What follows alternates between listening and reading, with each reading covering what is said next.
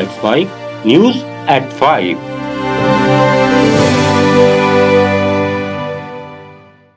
नमस्कार, let's mic में आप सुन रहे हैं न्यूज एट 5। बुलेटिन की शुरुआत हम करेंगे आज की सबसे बड़ी खबर से, फिर जानेंगे देश दुनिया और आपके अपने राज्यों तक की बड़ी अपडेट्स। हरिद्वार के मनसा देवी मंदिर में भगदड़ मचने से 6 श्रद्धालुओं की मौत हो गई है, जबकि 29 से ज्यादा लोग घायल हुए हैं। इनमें कुछ की हालत गंभीर है। बताया जा रहा है कि अचानक मंदिर में भीड़ ज्यादा बढ़ गई। इसी दौरान धक्का मुक्की होने के बाद लोग एक दूसरे पर गिरने लगे। उत्तराखंड के मुख्यमंत्री पुष्कर सिंह धामी ने इस घटना पर दुख जताया है। मुख्यमंत्री ने मृतकों के परिजनों को 2-2 लाख और घायलों को 50-50 हजार रुपए की आर्थिक सहायता देने की घोषणा की है। आज प्रातःकाल 9 बजे के आसपास एक बहुत दुर्भाग्यपूर्ण घटना घटित हुई।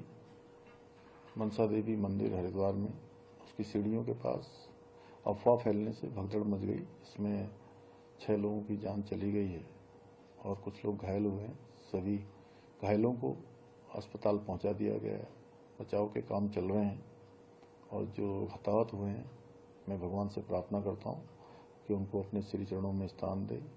उनके परिजनों को जो असमय एक बड़ा कष्ट उनके सामने आया है, उस कष्ट को सहन करने की शक्ति प्रदान करे।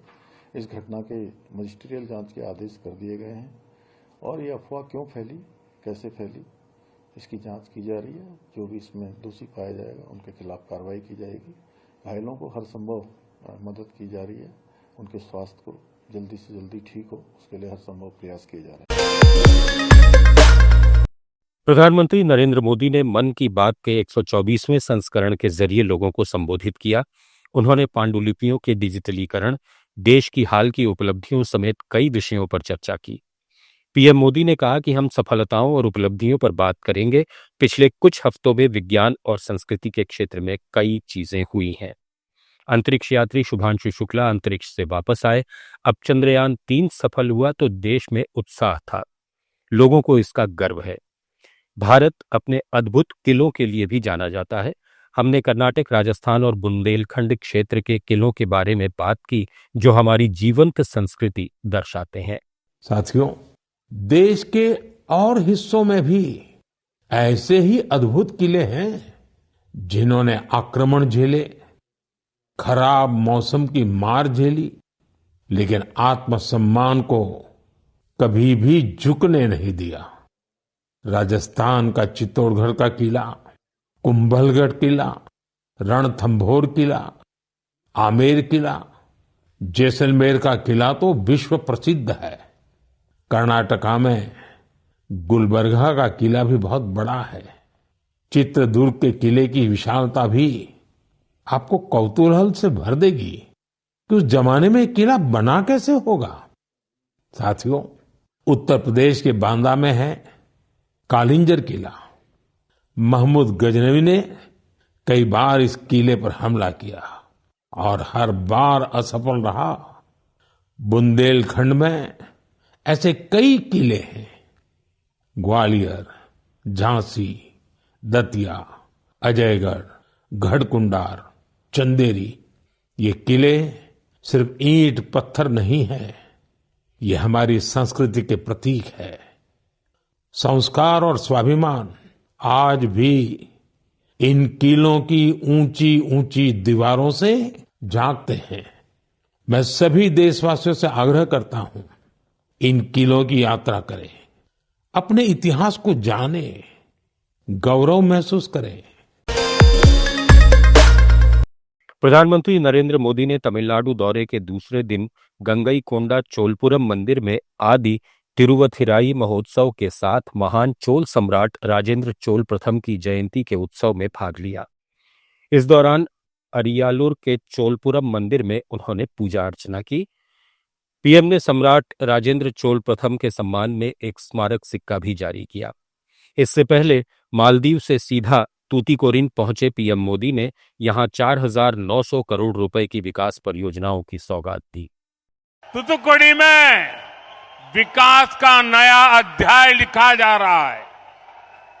2014 में तमिलनाडु को डेवलपमेंट के शिखर पर ले जाने का जो मिशन शुरू हुआ था, तूतुकुड़ी लगातार उसका साक्षी बन रहा है।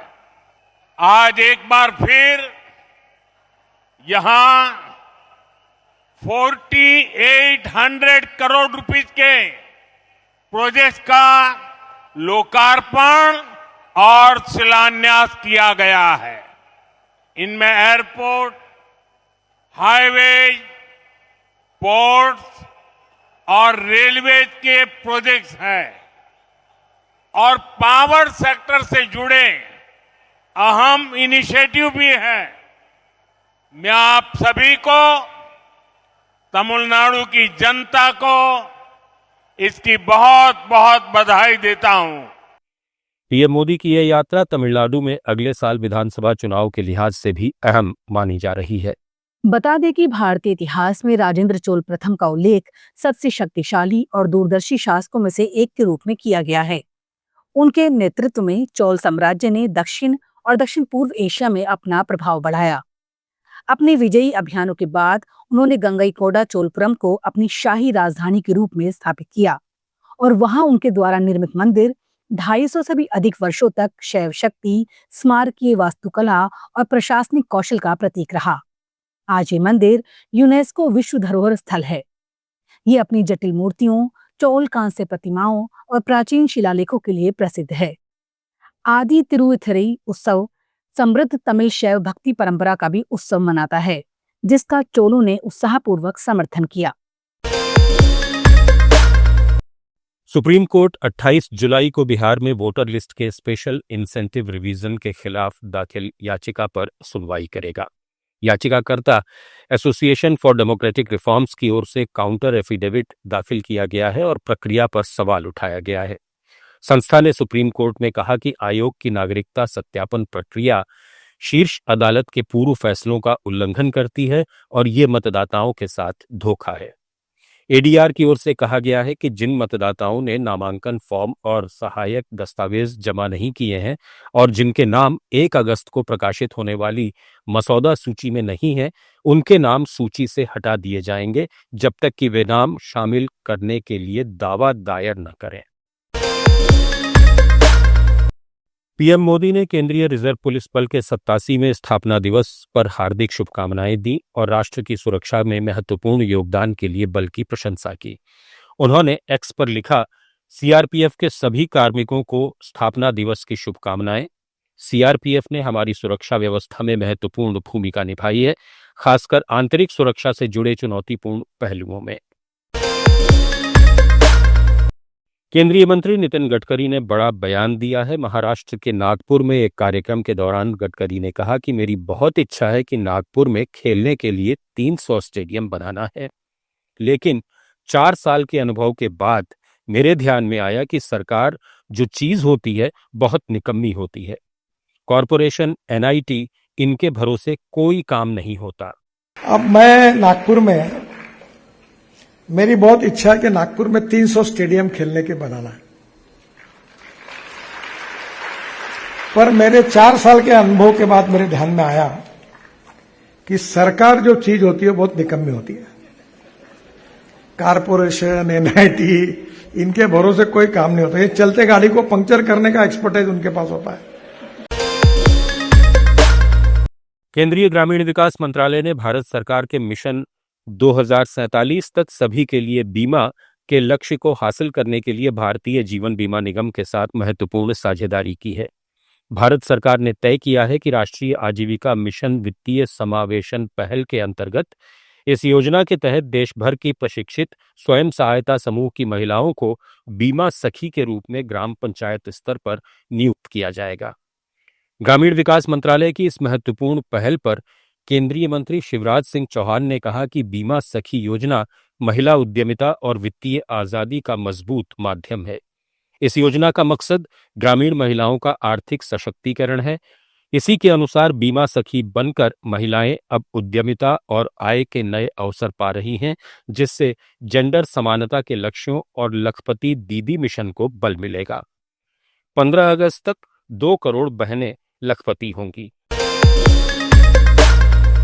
केंद्रीय शिक्षा मंत्रालय ने सभी राज्यों और केंद्र शासित प्रदेशों को स्कूली बच्चों की सुरक्षा सुनिश्चित करने के लिए तुरंत व्यापक उपाय करने का निर्देश दिया है। सभी शैक्षणिक संस्थानों से बच्चों और किशोरों के लिए अनिवार्य सुरक्षा ऑडिट करने को कहा गया है। ऑडिट में राष्ट्रीय सुरक्षा मानकों और आपदा प्रबंधन प्रोटोकॉल का पालन करने का आदेश है। राजस्थान के झालावाड़ जिले के पिपलोदी गांव में सरकारी स्कूल की छत गिरने से कई मासूमों की मौत होने और कई बच्चे घायल होने की घटना के बाद केंद्र सरकार ने सभी राज्यों और केंद्र शासित प्रदेशों के लिए नया निर्देश जारी किया है। इसमें संरचनात्मक अखंडता, बिजली सिस्टम, अग्नि सुरक्षा प्रावधानों और आपात निकासी बुनियादी ढांचे जैसे कारकों का आकलन किया जाएगा। इसका उद्देश्य कमजोरियों की सक्रिय रूप से पहचान करना और नुकसान पहुंचने से पहले खतरे को जड़ से खत्म करना है। मंत्रालय ने एक सुव्यवस्थित और जवाबदेह रिपोर्टिंग तंत्र की आवश्यकता पर भी जोर दिया है। तमिलनाडु में एक अज्ञात कॉलर ने चेन्नई पुलिस कंट्रोल रूम को फोन किया। उसने दावा किया कि तमिलनाडु के मुख्यमंत्री एम.के. स्टालिन के अलवरपेट आवास पर बम रखा गया है। इस कॉल के बाद पुलिस महकमे में खलबली मच गई। पूरे परिसर की 1 घंटे से ज्यादा समय तक चली तलाशी के बाद पुलिस ने बताया कि बम की खबर झूठी थी। परिसर में कोई विस्फोटक सामग्री या संदिग्ध वस्तु नहीं मिली। विधानसभा चुनाव को लेकर कांग्रेस पार्टी की सक्रियता बिहार में लगातार दिखाई दे रही है। राहुल गांधी भी बिहार कांग्रेस को मजबूत करने में जुटे हैं। इसी बीच पार्टी ने विधानसभा चुनाव को देखते हुए स्क्रीनिंग कमेटी का गठन किया है। पार्टी के वरिष्ठ नेता अजय माकन को अध्यक्ष नियुक्त किया गया है। स्क्रीनिंग कमेटी में प्रणीति शिंदे, इमरान प्रतापगढ़ी और कुणाल चौधरी को सदस्य बनाया गया है। महाराष्ट्र की राजनीति में ठाकरे बंधुओं की नजदीकी लगातार बढ़ रही है। इसकी बानगी एक बार फिर देखने को मिली जब मनसे प्रमुख राज ठाकरे उद्धव ठाकरे को जन्मदिन की बधाई देने मातोश्री पहुंचे। गौरतलब है कि राज ठाकरे करीब 13 साल बाद मातोश्री पहुंचे हैं। इससे पहले वे साल 2012 में मातोश्री आए थे। उस वक्त उद्धव ठाकरे की एंजियोप्लास्टी हुई थी। तब राज ठाकरे ने मातोश्री पहुंचकर शिवसेना यूबीटी प्रमुख उद्धव ठाकरे का हालचाल जाना था। राज ठाकरे ने साल 2005 में शिवसेना छोड़ी थी। दोनों भाइयों की इस मुलाकात को रिश्तों में जमी बर्फ के तेजी से पिघलने के तौर पर देखा जा रहा है। अब खबरें दुनिया की। इजराइल ने गजा के कुछ हिस्सों में अपनी सैन्य गतिविधियों पर रणनीतिक रोक की घोषणा की है। इजराइल डिफेंस फोर्सेज ने अपने बयान में कहा है कि ऐसा गजा में मानवीय सहायता की मात्रा बढ़ाने के लिए किया जा रहा है। आईडीएफ गजा पट्टी के कुछ हिस्सों में स्थानीय समयानुसार सुबह 10 से रात 8 बजे तक सैन्य गतिविधियां रोकेगा। ये रोक उन क्षेत्रों में होगी जहां वो ऑपरेट नहीं कर रहा है। ऐसे क्षेत्र अल मवासी, देर अल बलाह और गजा सिटी हैं। संयुक्त राष्ट्र और अंतर्राष्ट्रीय संगठनों के साथ विचार विमर्श के बाद यह निर्णय किया गया। गजा पट्टी में लोगों तक खाना और दवा पहुंचाने वाले संयुक्त राष्ट्र और मानवीय सहायता संगठनों के काफिलों के सुरक्षित आवागमन के लिए सुबह 6 से रात 11 बजे तक स्थायी रूप से सुरक्षित मार्ग बनाए जाएंगे। इधर संयुक्त अरब अमीरात ने कहा है कि वो गजा में हवाई सहायता पहुंचाना तुरंत शुरू कर रहा है। यूएई के विदेश मंत्री शेख अब्दुल्ला बिन जायद अल नाहयान ने एक्स पर एक पोस्ट में कहा, गजा में मानवीय स्थिति नाजुक स्तर पर पहुंच गई है। संयुक्त अरब अमीरात फलस्तीनी लोगों तक जीवन रक्षक सहायता देने के प्रयासों में सबसे आगे है। हम ये सुनिश्चित करेंगे कि आवश्यक सहायता सबसे ज्यादा जरूरतमंद लोगों तक पहुंचे, चाहे वो जमीन, हवा या समुद्र के रास्ते हों। हवाई सहायता तुरंत फिर से शुरू हो रही है। बता दें कि इजराइल ने कहा है कि वो दूसरे देशों को गजा में सहायता पहुंचाने की मंजूरी देगा। अमेरिका के डेनवर इंटरनेशनल एयरपोर्ट पर एक बड़ा हादसा टल गया। अमेरिकन एयरलाइंस के बोइंग 737 मैक्स 8 विमान का लैंडिंग गियर फेल होने के कारण उसका टेक ऑफ रोकना पड़ा।